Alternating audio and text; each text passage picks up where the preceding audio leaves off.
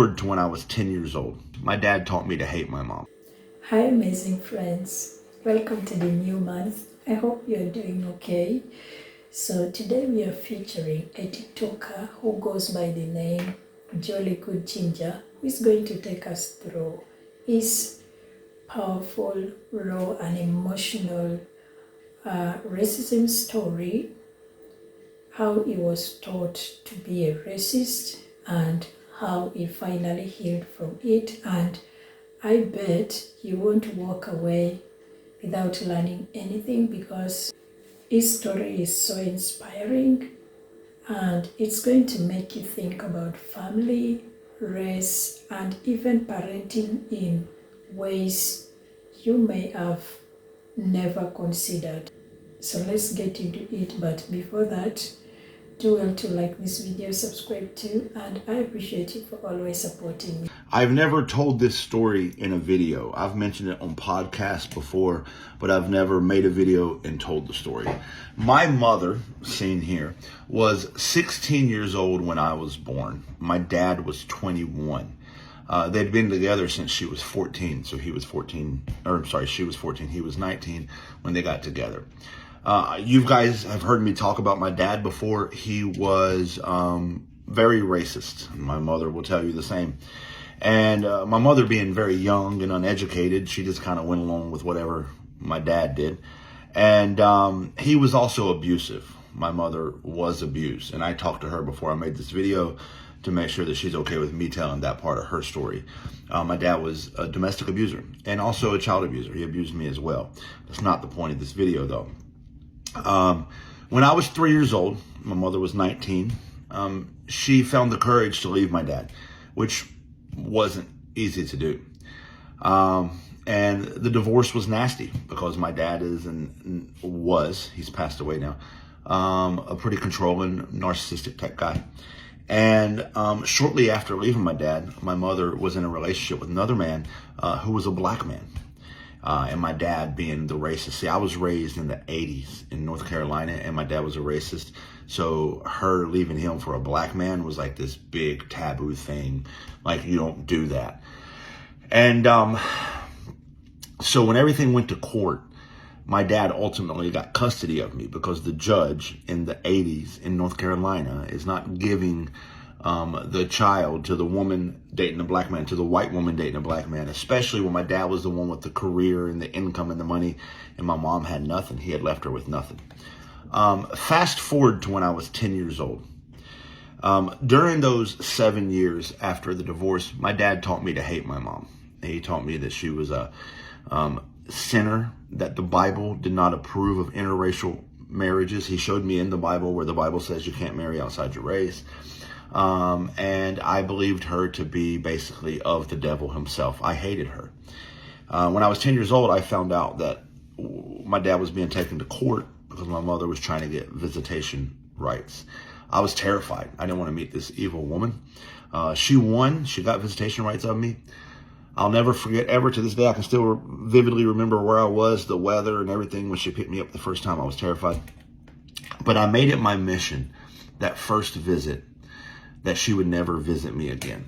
I made that my mission, that she would never want to see me after this day. I called her a sinner. I called her children, because she had 3 children with her second husband. Obviously, they were biracial children.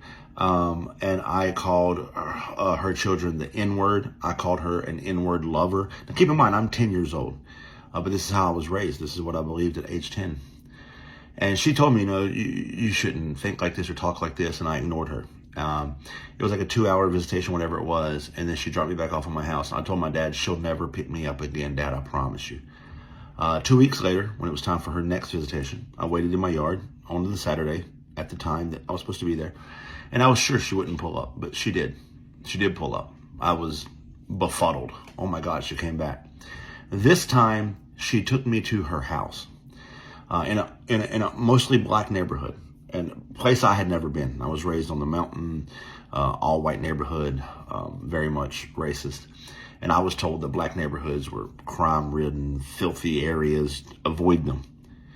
So I went to this black neighborhood and I thought, oh my God. I went in her house and she said, I want you to meet your brothers and sisters. And they came out and they were so excited to see me because my mom had never told them a bad thing about me. And I wanted to be mean to them because that's how I was raised. But I couldn't. I couldn't bring myself to be mean to them because they were so nice and polite to me. I was not nice to them. I tolerated them in my mind, but I wasn't mean to them. And then every 2 weeks she came and got me. And over the course of time, I built a relationship with my siblings, with her. And I started questioning things like maybe the things my dad told me are not true, because what I see in this neighborhood, what I see in my mom's house, what I see everywhere is not what I was told. And I had a choice to make at the early age of about 11. Do I believe what I was raised, or do I challenge these ideas? And just like my mom had got away from my dad and challenged those ideas and grew and was better, I decided that I too can be better. I started challenging the ideas my dad raised me in. It started a very tumultuous relationship with my dad, as if it wasn't tumultuous to begin with. Again, I was an abused child. I'm trying to keep this video short, so I'm missing a lot of very deep details, but I'm trying to give you the idea.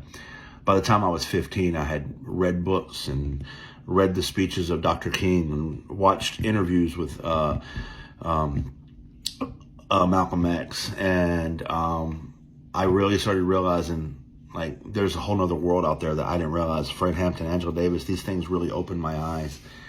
And I even basically got into a fight with my dad over it when I was 15 and was thrown out of my house. But my deconstruction process had begun, and it has continued for the past, 27 years. I'm 42 now. And it's all thanks to my mom. Just being a mom. Just showing up. And I've never had like the closest relationship with my mom because the story I just told you. But I've been friends with her now for, how old is that? 25 years. And I just want to say thanks for showing up. Thanks for not giving up on me.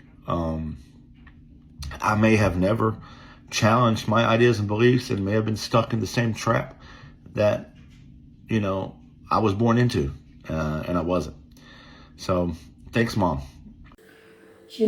One of the things that still shock me when I look back in the past is how normalized certain things were. Like in 70s, 80s, people actually supported child marriage. Think about it. Like a girl barely in her teens, not even done growing up herself, was expected to carry the weight of a relationship, a home, and even sometimes children. That's crazy to me, because in today's world, even people who are almost 30, 40, they still fear to get married. And imagine being born in the 70s, 80s. I myself would have been afraid of being a woman, because I guess at that time it was not like how we meet these days.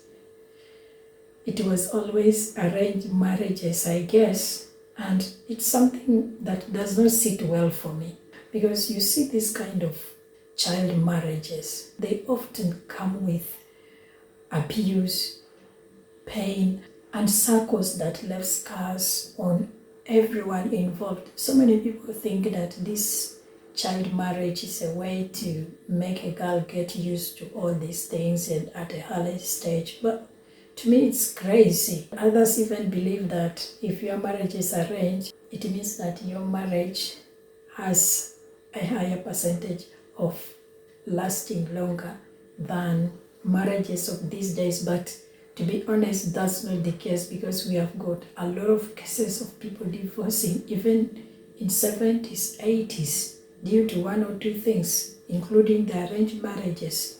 Another thing that's always bothered me is how when some parents divorce, they try to turn their children into weapons. Instead of protecting their children's innocence, they go ahead and spoil their minds with hate and I ask myself, for what exactly? Is it out of spite? Is it out of control? And is that parenting or manipulation? Because to me, whether you're married or divorced, it doesn't change your responsibility as a parent. Your job is still to guide your child, to nurture him or her, and to help them become the better version of themselves.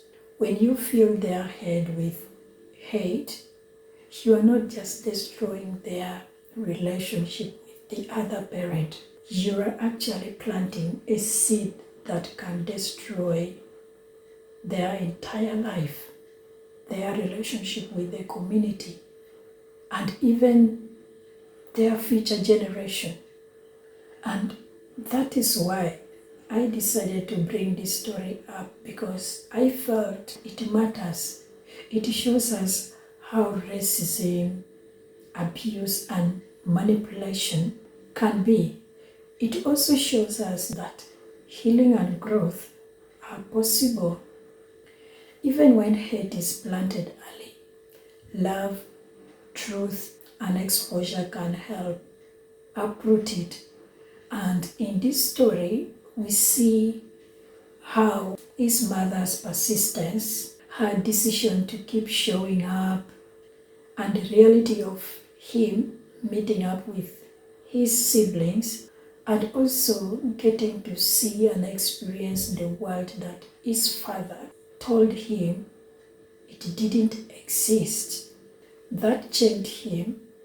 It made him to question everything his father taught him, and ultimately he chose a better path. So if you're watching this as a parent, as a mentor, or as people in general, I want you to understand today that whatever you teach your child today will echo for decades. You might think that you are just making a point at that moment, but you're actually shaping a future. And sometimes simply showing up, even when it's hard, can be the thing that can break generational circles. You heard him talking how the mother helped him to change his mindset. A mother's love is something unconditional, and a mother's love can erase anything. And before I end this video, I want to read to you just 2 comments. I got many. I will display them on the screen for you to pause and read them if you wish to, but I just want to read 2 out of all the comments that I got. So the first comment was, first racist ever was Satan when he said, I am better than him, meaning better than Adam. Your mother is a great woman who did not give up. Someone needs to tell me this, if it's true or not. With this story, I think your mom played a big role. Just like I said before, a mother will always be a mom and will always do what a good mother will do for our children. So I personally would like to appreciate her for setting up a good example of a superwoman, because she helped to plant something different in you, even when everything around you was already toxic. Indeed, she tried her best and she deserved all the love and appreciation. And I also want to thank you for being so bold and coming out and speaking about this, because not everyone would come out and say them with courage like you did. So thank you so much, Mr. Jolly Good Ginger, because through your story, people also got encouraged and they shared their stories too in the comments, as you can see. And I also want to appreciate you for watching if you did till this far. In case you want to follow him, I'm going to leave his TikTok handle in the comments. You can check him out. Thanks for watching once again. I love you. Stay safe. Share this video. Comment down what you think about it. And subscribe too. Thank you. Bye.